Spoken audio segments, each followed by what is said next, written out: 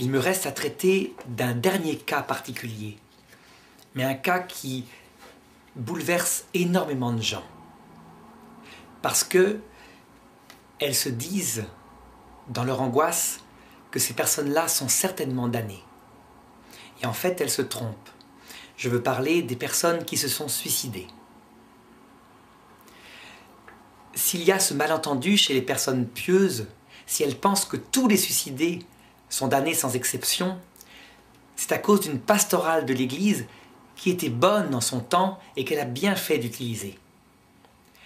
Au Moyen-Âge, et jusqu'aux années 50, 1950, quand une personne se suicidait, on ne l'enterrait pas à l'église et on lui refusait même parfois le cimetière chrétien.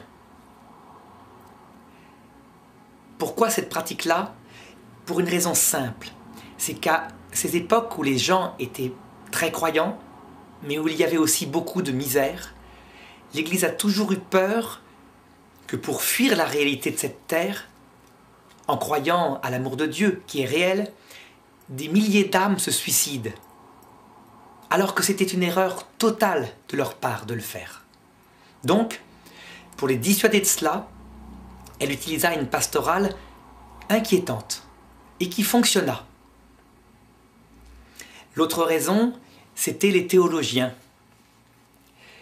Les théologiens savaient qu'une âme qui meurt en état de péché mortel est damnée pour l'éternité. C'est un dogme qui date du Moyen-Âge, dans la décision Benedictus Deus du pape Benoît XII. Du coup, les théologiens raisonnaient en se disant « Une personne qui se suicide commet un acte de péché mortel, dans ce sens qu'elle brise au moins l'amour de ceux qu'elle laisse sur terre, et puis elles font quelque chose que Dieu ne veut pas, donc elles brisent l'amour de Dieu. Résultat, dans leur acte même, elles meurent d'un péché mortel. Comment pourrait-elle être sauvée? Donc en raisonnant, ils se disaient, elles sont donc obligatoirement en enfer, c'est certain, il n'y a pas à espérer. Eh bien, l'erreur théologique venait de la définition de la mort. Comme je l'ai dit, c'était une erreur de prendre la définition philosophique d'Aristote, qui définit la mort comme un instant subsistant, un instant de la séparation de l'âme et du corps.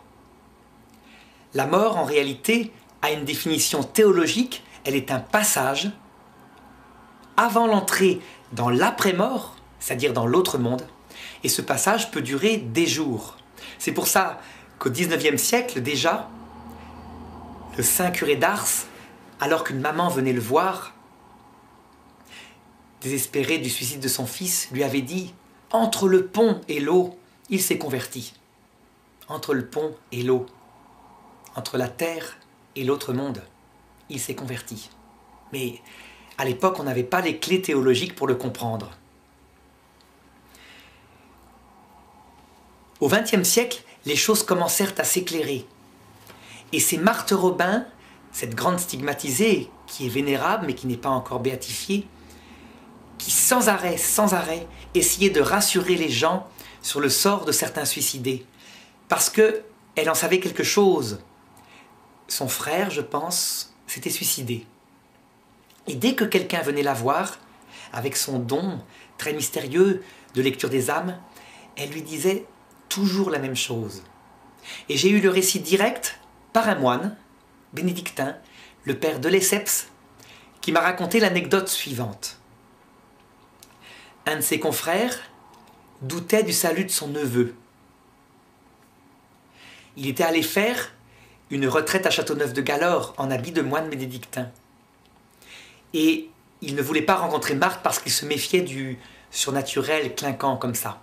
Du moins, c'était l'a priori qu'il avait. Pourtant, le père Finet lui fit rencontrer Marthe Robin, qui lui parla de la pluie, du beau temps, de choses qui n'avaient apparemment aucun intérêt.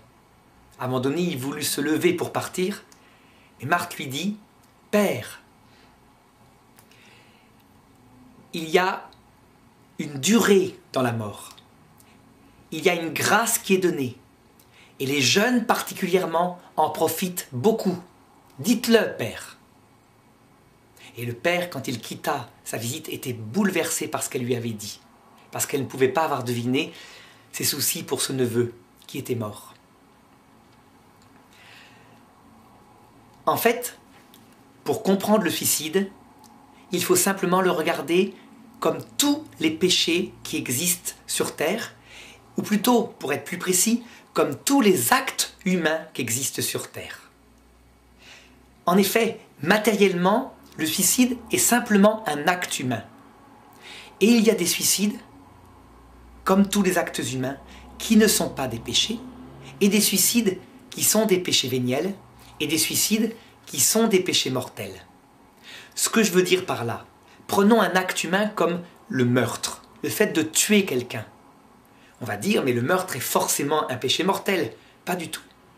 Il y a des meurtres qui sont des actes de bien.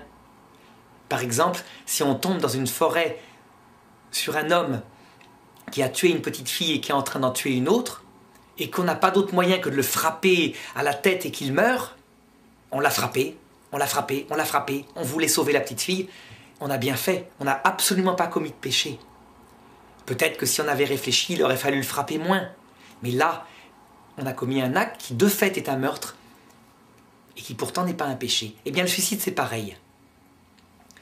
Alors, des suicides qui ne seraient pas un péché, on en connaît.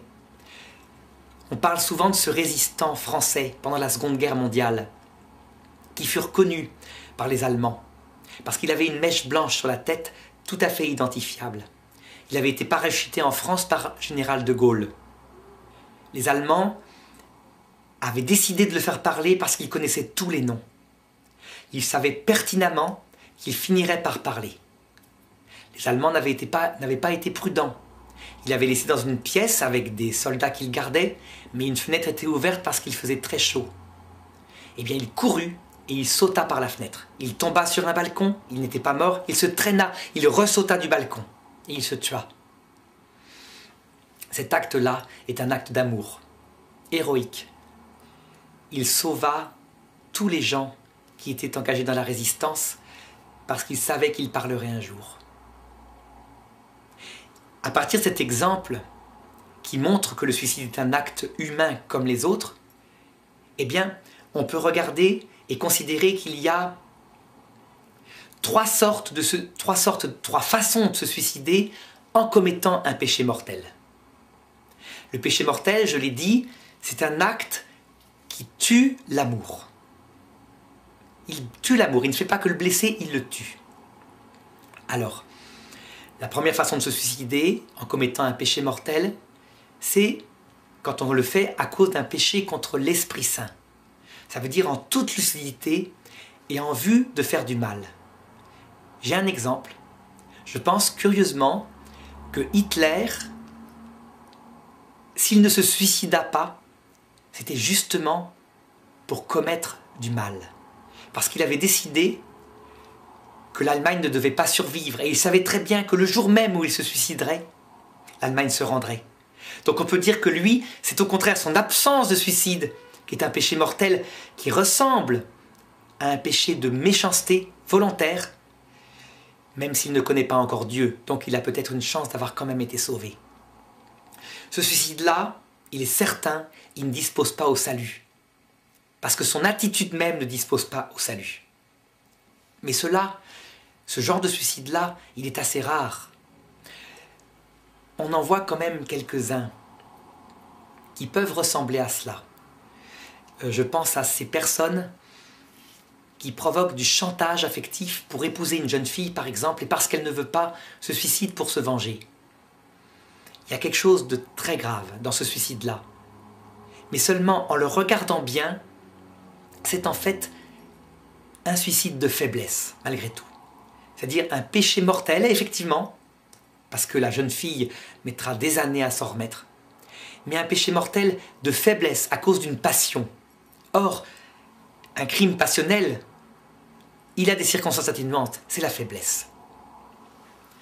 Donc je voudrais, pour illustrer ce genre de suicide, et montrer que même ces personnes-là, il ne faut pas forcément désespérer de leur salut, raconter l'histoire suivante. Il s'agit d'un jeune homme qui habitait Rennes et qui tomba amoureux d'une jeune fille à l'âge de 17 ans et elle en avait 18. Seulement, comme ça se passe pour beaucoup d'adolescents, au bout d'1 an de fréquentation, elle n'éprouvait plus de sentiments pour lui. Elle décida de rompre et elle le fit un peu trop brutalement. Lui ne cessait de courir après. Et un jour, désespéré, voulant se venger, se mettant à la détester tellement elle s'était comportée mal, il alla sur son palier avec un revolver pris à son père. Il sonna à la porte, les parents ouvrirent et là, dans un geste grandiloquent, il se suicida. Les pompiers furent appelés. On ne savait pas qui était ce jeune homme qui était sur le balcon. Et la jeune fille qui était à ce moment-là dans sa chambre se rendit bien compte de ce qui s'était passé. Les parents ne voulurent pas qu'elle voie ce garçon par terre. Elle se réfugia et elle ne voulut pas sortir. Il y eut ensuite l'enterrement de ce jeune homme. Et tous les amis étaient là. Et ils en voulaient énormément à la fille en disant « elle avait qu'à pas le plaquer, c'est de sa faute ». Extérieurement, on avait une version des choses. Et puis il y a la version de l'autre côté de la vie. De l'autre côté de la vie, quand ce jeune homme se tira sa balle dans la tête, il fut propulsé instantanément hors de son corps. Il se retrouva parfaitement vivant. Il put pénétrer dans l'appartement et il assista à toute la scène, en voyant les pensées dans l'âme de cette jeune fille. Il vit son désespoir, sa honte, son incapacité à plus jamais aller au lycée, parce qu'elle devrait affronter le regard de ceux qui l'accuseraient de sa mort. Il vit qu'elle ne vint pas à son enterrement. Il vit ses copains qui dirent « Ah, et en plus elle est arrogante, elle n'est pas venue », alors que lui savait qu'elle était désespérée, et elle-même au bord du suicide. Il changea complètement d'état d'esprit. Autant il avait de la haine pour elle, autant il se dit « Mais comment ai-je pu faire ça? Qu'est-ce qui m'est passé par la tête ?» Nous qui sommes ici sur Terre, nous sommes absolument incapables de soupçonner ce qui peut se passer pour une âme comme cela. Donc juger du salut de quelqu'un ou de sa perte parce qu'il a commis un suicide qui objectivement est un péché mortel grave, il le reconnaît lui-même, mais un péché mortel d'ignorance, il n'a aucune idée de ce qu'il fait, de faiblesse, il est complètement porté par une passion. On ne peut pas directement le mettre en enfer. Il y a toutes sortes de suicides, donc. Mais le suicide le plus fréquent et qui bouleverse les parents à notre époque de plus en plus, ce n'est pas celui-là. C'est le suicide qu'on pourrait appeler de désespoir. En effet, il faut savoir que une personne humaine, quand elle vit sur Terre, a besoin de 4 choses pour être heureuse. Parce qu'une personne humaine n'est pas qu'un corps. Donc certes, une santé et la jeunesse sont formidables. C'est le premier degré de vie biologique.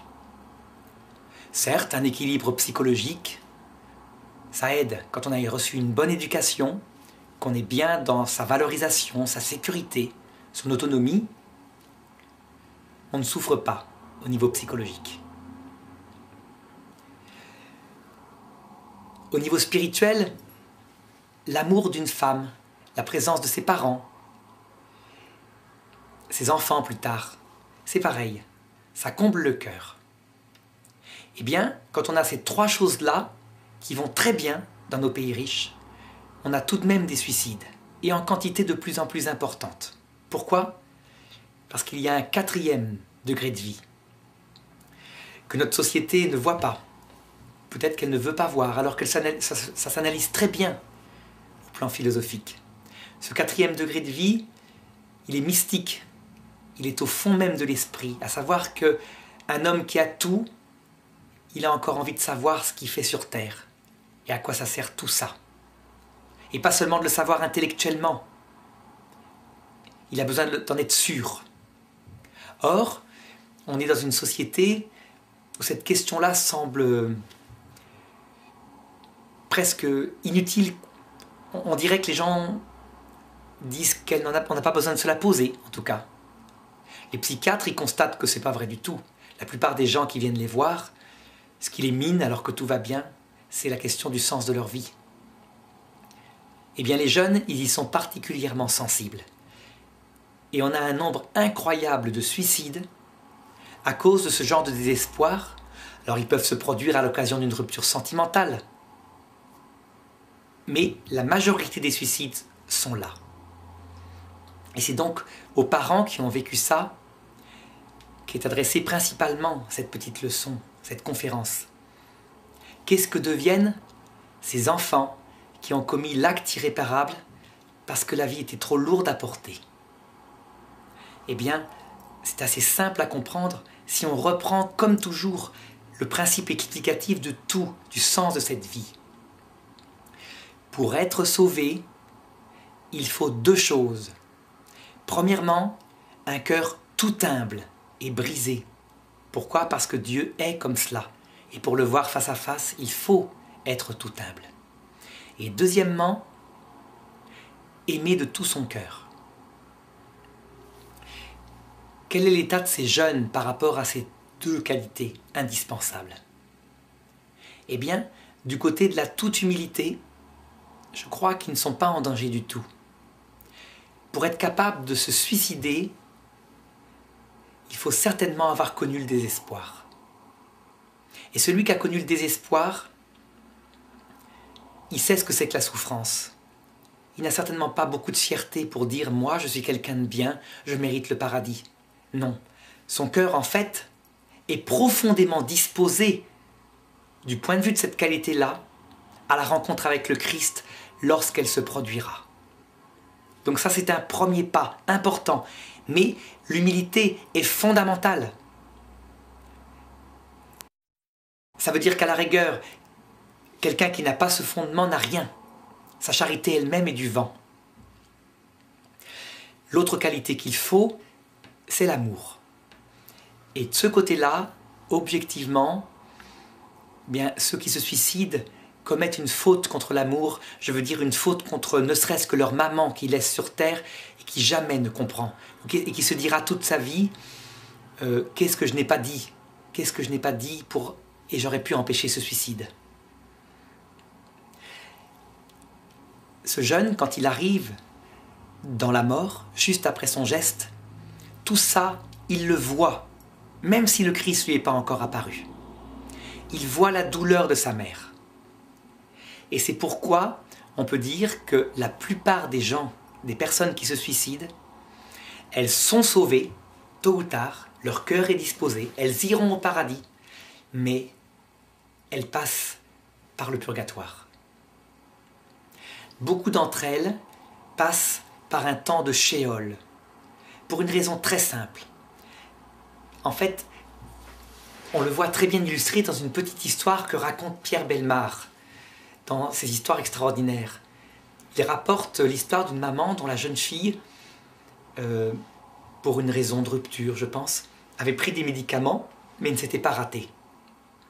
Cette maman désespérée n'avait même plus envie de vivre, mais vivait quand même pour ses autres enfants. Et un jour, alors qu'elle regarde la télévision, elle voit très nettement sa jeune fille qui apparaît à côté de la télévision. Et en même temps, dans son regard, elle lit cette parole qui veut dire « Maman, j'ai fait une grosse bêtise, mais je ne peux pas revenir en arrière. » Et cette maman-là raconte qu'elle comprit à quel point elle devait prier pour sa fille. En fait, quand ces âmes arrivent de l'autre côté, qu'elles voient le mal qu'elles ont fait, très souvent, ça les bouleverse tellement qu'elles ne passent pas dans l'autre monde. Elles ne suivent pas la lumière. D'abord parce qu'elles n'osent pas l'affronter peut-être. Elles se disent « mais qu'est-ce que j'ai fait ?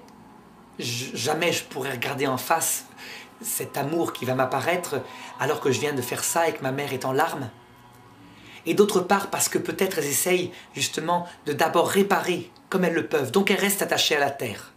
C'est typiquement un cas de purgatoire qu'on appelle le shéol, c'est-à-dire le fait de demeurer en cette vie alors qu'on ne devrait pas. Seulement, ces âmes désespérées qui se sont suicidées, il ne faut pas oublier qu'elles ont beaucoup souffert. Donc elles sont aussi facilement délivrables du shéol. Donc si la maman a ça en tête, et qu'elle comprend que c'est vrai, eh bien, elle peut facilement délivrer son enfant. Simplement en lui disant qu'elle l'aime, qu'elle comprend son geste, que personne ne lui en veut, qu'elle doit appeler Jésus, qu'elle pourra revenir dès qu'elle sera au paradis et qu'elle l'aidera beaucoup plus efficacement que si elle reste là, dans ce shéol à traîner. Donc c'est une vraie prière, une prière à deux qui doit convaincre cet enfant de partir. Et les enfants entendent, ces enfants suicidés. Ils entendent et ils appliquent. Pourquoi? Parce qu'ils ont beaucoup souffert. Ils appellent le Christ, ils passent dans l'autre monde. Eh bien, leur sort est effectivement le purgatoire. Ils s'en veulent énormément, mais un purgatoire certainement beaucoup plus rapide que celui d'une personne qui n'a jamais souffert comme ça, qui a été parfaite et qui arrive dans l'autre monde. Pourquoi? Parce qu'elles n'ont plus à apprendre l'humilité totale. Elles l'ont sans doute déjà en grande partie apprise. Et c'est pourquoi on peut leur appliquer cette parole de Jésus. Les prostituées et les pécheurs, ce ne sont pas des prostituées, mais le prostitué est le symbole de notre âme à tous. Les prostituées et les pécheurs devancent les hommes droits, les hommes fiers, les hommes bien comme il faut dans le royaume des cieux. Maintenant, attention, même si je dis cela, il faut bien avoir en tête que le suicide est un acte très grave. Ces personnes-là ne gagnent aucun temps. Parfois, des personnes très croyantes et qui sont soumises au désespoir pensent qu'en le faisant, elles arriveront de l'autre côté et elles seront délivrées de leur douleur. Non, pas du tout. Puisque tout le monde doit passer par ces moments de désespoir, elles ne vont rien arranger. Elles amènent simplement leurs problèmes avec elles. Seulement, en ayant perdu parfois 25, 30 ans du premier purgatoire qui s'appelle la vie terrestre, eh bien, elles le regrettent profondément. Pourquoi? Parce que cette terre a un avantage énorme. Elle est le seul lieu, avec le shéol, le seul lieu où l'amour peut grandir parce que on ne le connaît pas, parce qu'il se cache, parce qu'on est soumis justement à une solitude totale. Donc, si on gâche par un suicide, que Dieu évidemment est prêt à pardonner, il pardonne tous les péchés sauf le péché contre l'Esprit Saint. Il propose son pardon à tous les péchés, sauf le péché contre l'Esprit Saint. Eh bien, nous-mêmes, on s'en veut. On aurait peut-être, si on avait accepté de vivre jusqu'au bout cette vie terrestre avec sa misère, on aurait peut-être un désir d'amour haut comme cela, alors qu'on l'a haut comme cela parce qu'on a été trop vite. Bon, ce que je dis est peut-être insultant quand on comprend la souffrance que vivent les âmes du purgatoire, les âmes suicidées, qui elles peut-être ont vraiment un désir haut comme ça. Mais enfin, peu importe, il faut bien l'avoir en tête pour décourager les gens du suicide. On ne gagne aucun temps, on en perd sans doute même. Pour conclure toutes ces considérations sur le sort des personnes, eh bien, je dirais ceci. On voit à quel point la découverte du mystère de l'apparition du Christ, qui vient dans sa gloire, à l'heure de la mort, cette apparition rend la théologie catholique limpide, simple, aisée à comprendre. Il y aurait peut-être le risque, comme je l'avais dit, que certains disent « péchons, puisqu'il est amour, il vient ». Ce risque, il a été parfaitement contré quand j'ai expliqué qu'en fait, on se met soi-même en enfer. L'enfer, on le choisit parce qu'on est égoïste. Et donc, si on joue avec le péché, on joue avec son propre salut, parce qu'on devient naturellement un égoïste. Seulement, cette question de l'apparition du Christ à l'heure de la mort permet effectivement d'expliquer tout, à commencer par le fait que Dieu nous livre complètement à cette vie, laisse les enfants se suicider. Actuellement, il serait très simple qu'il agisse pour qu'il y ait beaucoup moins de suicides en Europe occidentale. Il suffirait que, par un petit geste, qu'il dise à la pluie de tomber de nouveau sur terre. La pluie, c'est-à-dire la présence sensible de l'Esprit Saint. Et que la foi d'un coup réenvahisse cette jeunesse. Il ne le fait pas. Pourquoi? Pour plus de salut. Parce que ces jeunes en question, grâce à cette technique-là, cette technique du désert, il va provoquer en eux davantage de salut. Évidemment, c'est douloureux, cette histoire de la souffrance et du désespoir. Seulement, tous les assoiffés de justice seront rassasiés. Nous verrons de l'autre côté du rideau, c'est-à-dire après la mort, à quel point il est sage quand il agit comme ça. Parce que 80 ans de bonheur sur terre, c'est rien si on perd son âme. Par contre, si on passe par le désespoir, que sa vie semble ratée sur terre, c'est énorme si on devient pour l'éternité un roi et une reine, à qui Dieu confie énormément de tâches, et je verrai concrètement ce que sont ces tâches qu'il confie après la mort. Il faut enseigner ça autour de soi. Il faut bien expliquer aux catholiques cette question du retour du Christ à l'heure de la mort. Elle est dans le credo, donc il reviendra dans sa gloire pour juger les vivants et les morts, mais on ne médite pas assez sur l'importance que ça a pour rendre les choses claires. Or, une théologie qui n'est pas claire, qui n'est pas cohérente, qui ne répond pas en particulier aux questions scandaleuses de la souffrance, c'est une théologie qui devient puérile, qui n'a plus d'impact. Au contraire, si elle est cohérente, logique, qu'elle colle avec l'amour de Dieu, alors elle peut se répandre. Il n'y a pas de problème.